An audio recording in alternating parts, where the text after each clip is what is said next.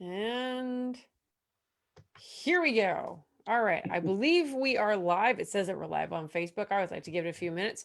So as it's sort of sorting itself out and figuring out if it's live, welcome everybody. I'm Rebecca, and with me is the wonderful, amazing, and extremely helpful Shawn Buttner, who is one of my fellow high performing coaches at CHPC. And today, my mouth is no longer working. It's past 7 o'clock. My mouth no longer works. So hopefully we'll be able to pick that up, and Shawn can do most of the talking. So on September 29th through to October the 1st, I believe, I'm going to be participating in a new summit, online summit, with 12 of my fellow coaches, experts, and fellow awesome people to share with you ways that you can take charge of your life. So COVID has really cut us off at the knees, and for a lot of people, that's made them hold back. They have not started what they maybe would have started in the absence of a global pandemic, or they have scaled back their efforts because they just don't know what's going on. So they've taken on like a wait and see attitude, which is really not helping, because as the pandemic continues to extend itself far beyond what we could have ever anticipated, it behooves us to understand what it is that we should be doing. And if we're not taking action, to understand the underpinnings as to why that's actually happening. So Shawn is going to be sharing with us a little bit of a preview of his presentation coming up at the Take Charge Challenge. As soon as I'm done shooting this video, I'll put the link in the comments. If you want, you can drop it in there. It's thetakechargechallenge.com. But of course, I'll slap it in there, where you'll be able to listen to myself talking about my stuff, wonderful people like Shawn talking about his. We're going to be talking about confidence tonight, and then 10 other coaches sharing their perspective on if you want to take charge of your life, of your relationships, of your businesses.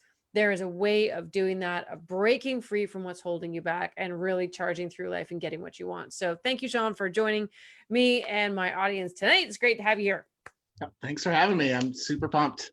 Yeah, this is going to be fun. I love Shawn. Shawn and I, we meet on a weekly basis, mostly him to beat me up and make me do stuff, but also to make sure that we're constantly moving forward. So that's kind of one of the way that we kind of take charge of our lives, to be accountable to each other. So Shawn, you're going to be doing a presentation on confidence. Tell us a little bit about that, and then I'm going to ask you a series of other skill testing questions.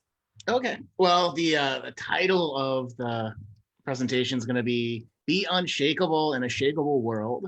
And oh, how have we shook this year between all the things, right? We have the pandemic here in the States, the economy is, and I'm in California. This is the first sunny day where we can open the windows and breathe in like a week. So wow.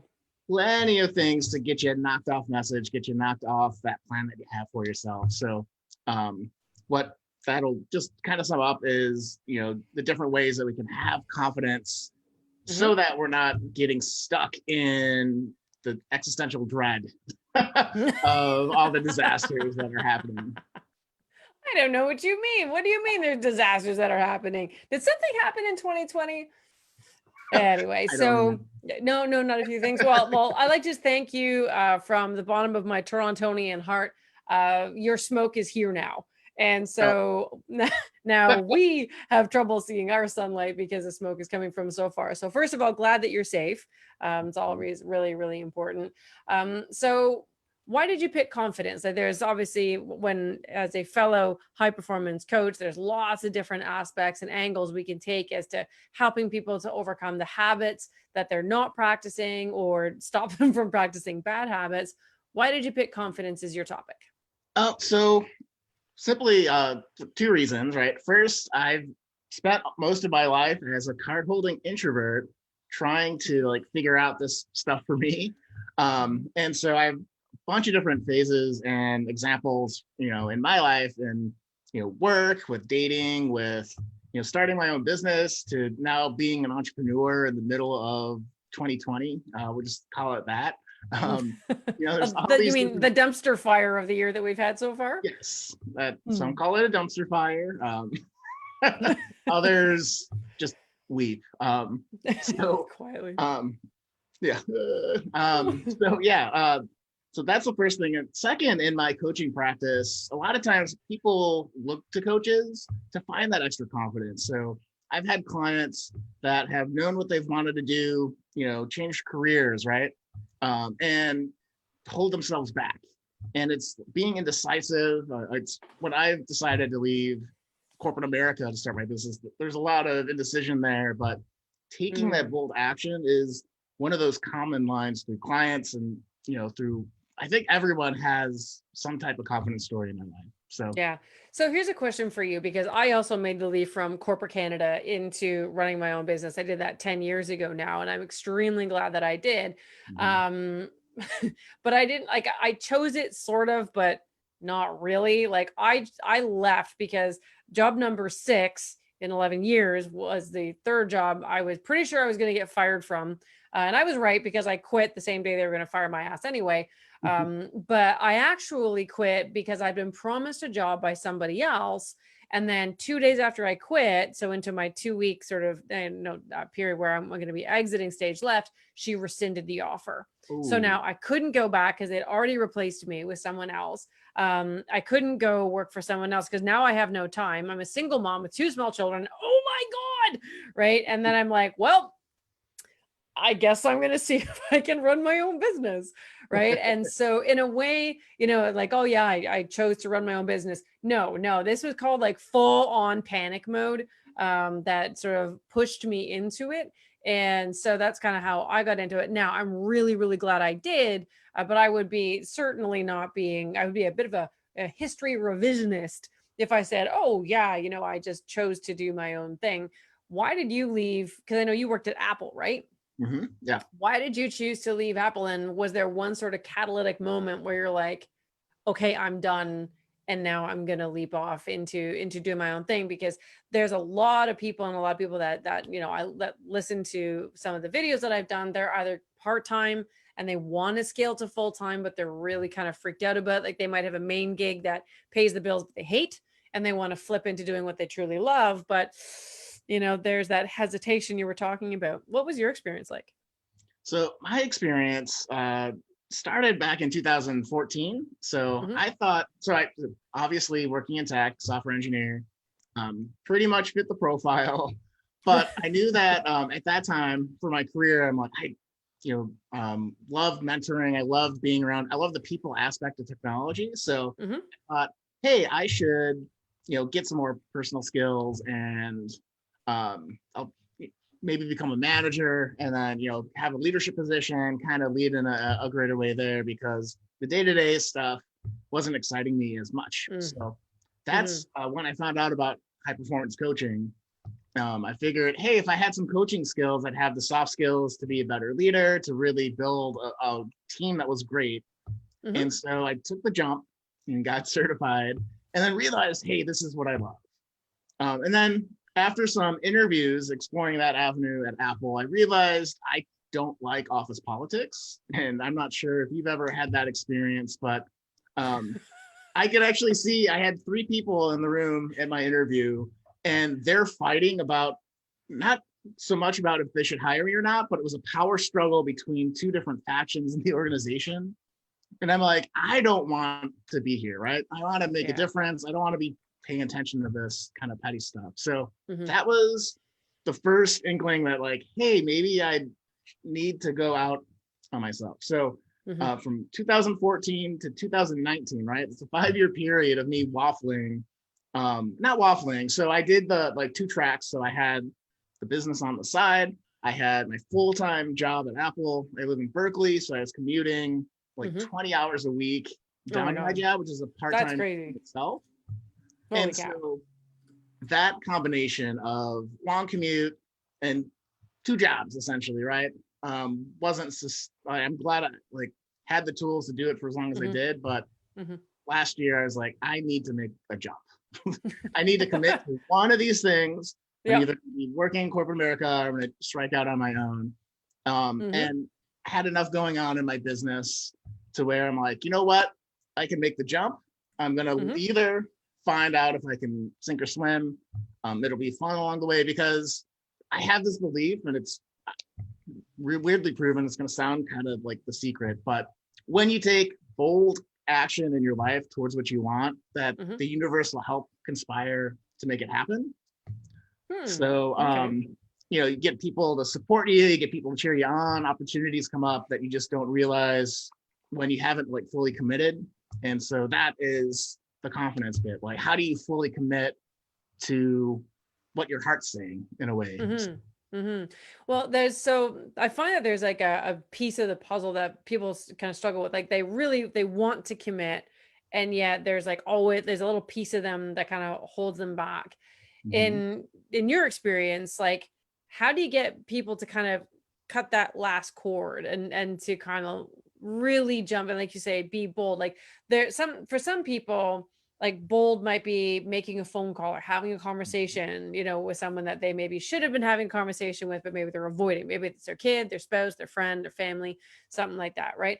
And other bold moves are like what you and I did. Were like, screw you, corporate America or Canada, and like, woo, we're gonna run, and then it's like, whoa, what have I done? Which was always the fun part after you've made that bold move of, have I done the right thing? Which always happens, Oh yeah. and yeah, there you go. So, do you have any advice for people who are just like at that cusp, and there's like one thing that's holding them back? Like, how do you help people to make that final leap?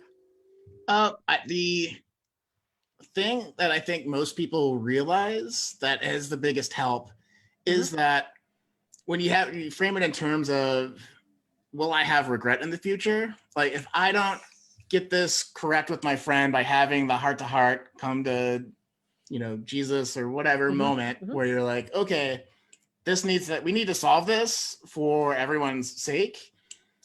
If you start thinking about, if I don't have that conversation, it's just going to stay as sucky as it is, or it's going to get worse in the future, right?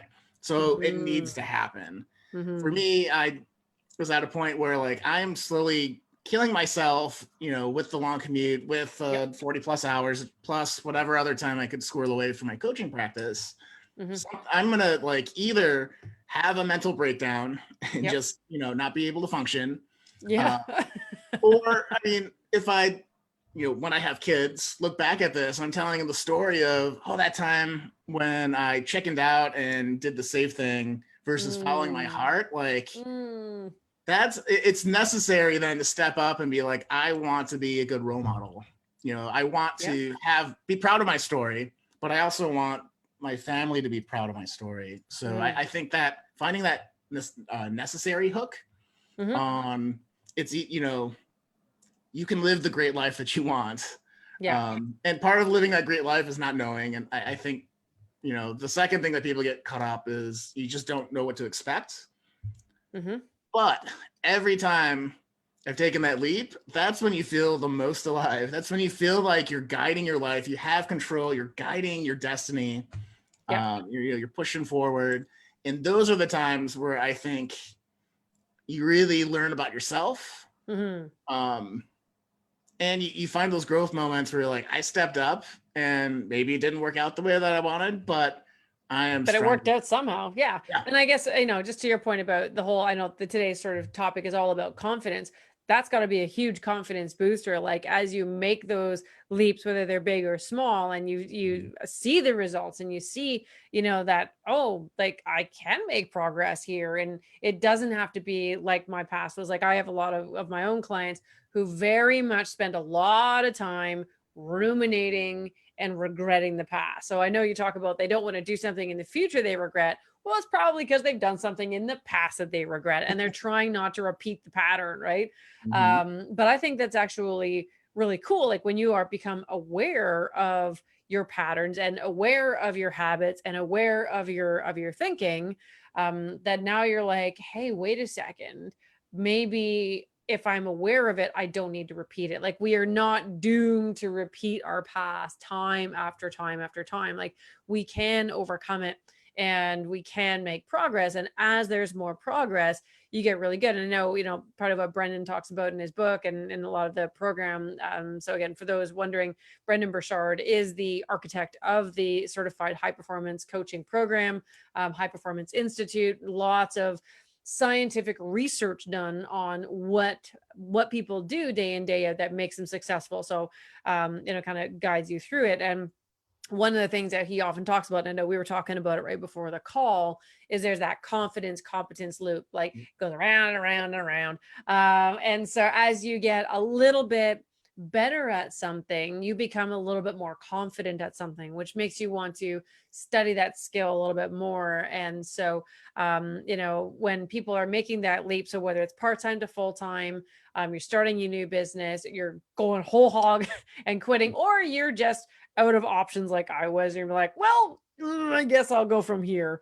I had to get really competent really fast because I started my whole business, which I then ramped up, within about 7-8 years to about just under $1 million a year, teaching social media and stuff like that. But when I started, I'd never actually touched Facebook ever. So you want to talk about a confidence issue. But you know what it is, but you talked about something really important. You may not have confidence, but you may have necessity. Like it might be, like at that point, it was literally urgent for me to find a way of making money. And I wanted to do so that was solving an actual problem. And 10 years ago, social media was still pretty brand new. So it was 2010. You got to remember, like Facebook was only invented in 2006. So it was only 4 years old. And as I became more competent, my confidence was able to grow. And I remember in university, I was terrified of public speaking. And what I realized when I got into my vocation now, so, social media marketing expert, and, now I've evolved into a high performance coach, sort of merging a whole bunch of things together. As long as I know what I'm talking about, I could talk to millions of people and I will not get nervous, any more nervous than I would to a room of 25. Right. You just, there's always the jittery little excited feeling that you get.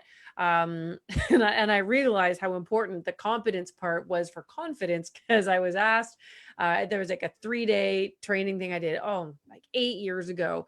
And I knew social media really well. And they said, can you talk about websites? And I'm like, sure. So I did a little bit of research and I quickly realized I have made a terrible mistake, because that's a whole different world, right? And I'm like, ruh-roh. So it's kind of like that Bart Simpson episode, of which I've seen only about 3 because it came out when I didn't have a TV.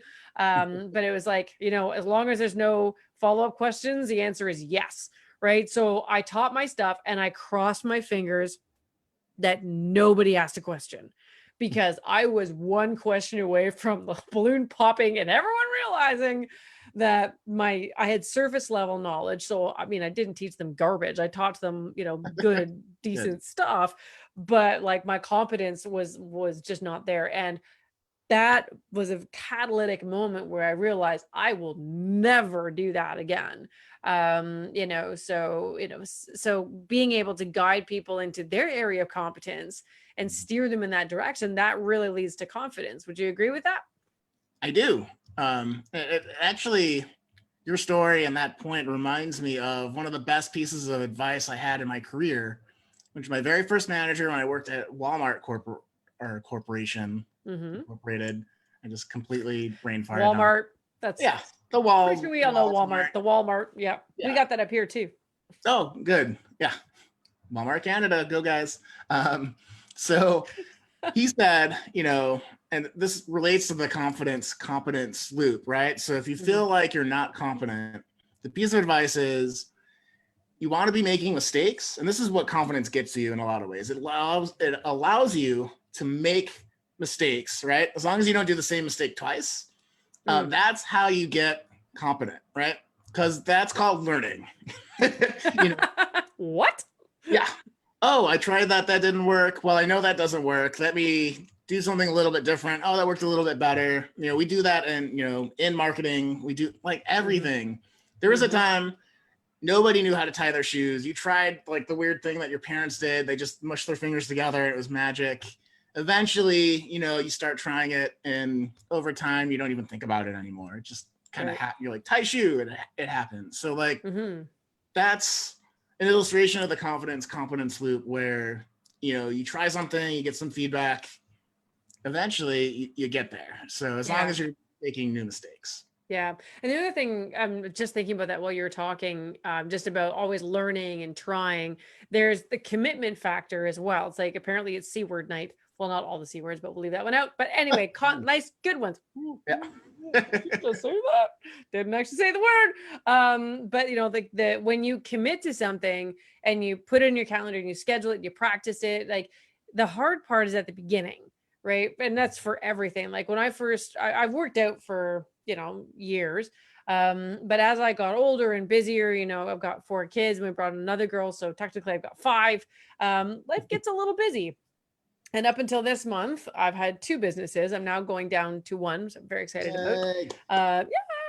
But still, like you can use busyness as an excuse to not practice a certain kind of a thing. And if you don't practice it, if you don't commit to it, then you can't become competent, which will then prevent you from becoming confident. And so a lot of people start with confidence with like believe in myself and positive thinking. And in that book, Do One Thing Different by Bill O'Hanlon, I think is the name. Um, he likens, you know, think positive to taking crap and spraying it with gold glitter, right? It still stinks. You're not doing anything with it. It's not really helpful. Where that crap becomes helpful is when you plant it and then, you know, you fertilize it. So that's practicing, that's focusing on it, you know, that's taking care of it. And by taking care, the way I translate that for my clients, because, you know, I like crap metaphors, is putting it actually into your calendar. And I use this phrase today on one of my coaching calls, and it's one of my absolute favorites. You know, commitment or cowardice show up in your calendar. So if you're not committing to something, if you haven't scheduled time, especially if it's something you really want to get good and consistent at, you want to become confident, you don't start at thinking positive, right? Yes, you should, you know, realign your thoughts. Goodness knows I wrote a whole book on it called Think Again. But it's more than that. You've got to actually then like step that back into your calendar and say, okay, I'm going to commit to this. Like this is happening. And so on. And I wanted to ask you one more thing before we sort of wrap up. This has been an awesome conversation. You know, you and I can talk about this forever. But one of the things that I came across, and I think we might have talked about this on one of our sort of masterminding calls, is the alter ego effect, right? So a lot of people who lack confidence, they need to almost like absorb the character of something or someone else, whether they make it up or whether it's like a fictional character, an actual real character. And they try to embody the characteristics of those people so that in those moments when you really need to show up, but you are like absolutely pooping yourself because you're so scared, you sort of become this thing. And just a couple of examples. I mean, most people are familiar with Beyonce, you may have heard of her, and her Sasha Fierce alter ego. You know, at the beginning of her career, she was very scared about going on stage and lacked a lot of confidence. So she would pretend to be this totally fictitious character and then absolutely rocked it, as we can see. You know, my alter ego is Wonder Woman because I just love, you know, standing up for the little guy, you know, being absolutely fearless. And I just loved the movie. And the part of the movie that I saw that I really loved was when everyone was in the trenches, the enemy was across, and she just got on that ladder and she's like, well, let's get her done.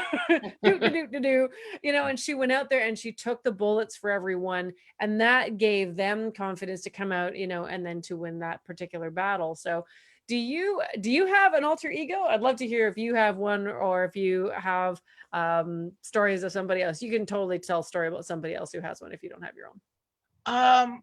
I guess like this is a very interesting question because I'm thinking about it. The first thing that came into my head was like Bill Gates. No, I was gonna say my rock star persona. Oh, okay. So I've always loved music. Music's been really important in my Mhm. family, and I loved it so much that I decided to be really terrible and like get up in front of people without knowing how to play guitar or knowing how to sing years and years and years ago. But it's translated over the years to free burritos, street change, free beer, like, you know, that kind of stuff. Mhm. And when I perform or when like there's certain like power song, and everyone has like their own power music. So I have like certain when I need to get pumped up, I have a whole playlist of things. I Yep. play all those songs. Mhm. I can sing along and not be so terrible nowadays. But so that idea of like the show must go on, that act of, if you've ever performed or if anyone's ever performed, it's I that, have. okay, lights are on, everyone's looking at you, you gotta go. Like, Yep. that gets me out of my head. I will get in my head otherwise. Like normal Shawn is always like, oh, bird, like, oh, I wonder what that bird's eating for lunch today, or I need to get out of this bird. See this, I'm doing it right now in real time. I'm so fixated on this bird, but like that rock star persona is like, okay, like pay attention, do what you got to do. Don't overthink it. Right. Absolutely. Yeah, that overthinking thing can take down even the greatest of the Titans among us. Well, thank you, Shawn, for coming on and letting me ask you a bunch of skill testing questions. I've really enjoyed it. For those of you listening, thank you for listening. I will be putting the link in for the summit. You get 12 coaches for only $50, and you can get a VIP ticket for $147. And what that gives you access to is not only all the recordings, but some free books. I think there's up to 6 books now that we have that various people of the coaches that are joining or the experts have written. So you get my book for free. You get there's a compilation book that is also going to be provided. You can get all the information at thetakechargechallenge.com. Again, the link will be in the comments in just a moment. So thank you again, Shawn. Really appreciate it. Really looking forward to listening to your presentation later on this month. And I hope you have a great night. And for all my listeners, have a great night as well. And we'll see you tomorrow when I do my next interview with another coach coming up soon. Take care, guys.